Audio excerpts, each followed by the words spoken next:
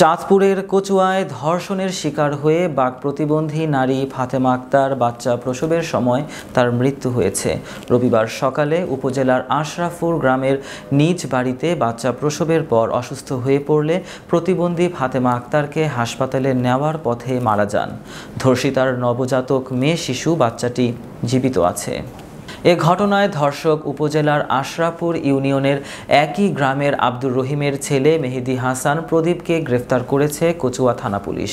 প্রতিবন্ধী নারী ফাতেমার বড় ভাই শেখ ফরিদ জানান, 2024 সালের জুলাই মাসে কচুয়া উপজেলার আশরাফপুর ইউনিয়নের একই গ্রামের আব্দুর রহিমের ছেলে মেহেদী হাসান প্রদীপ তার বসত বাড়িতে ডেকে নিয়ে ঘরের ভিতরে বাক প্রতিবন্ধী ফাতেমাকে ধর্ষণ করলে ফাতেমা আক্তার গর্ভবতী হয়ে পড়েন।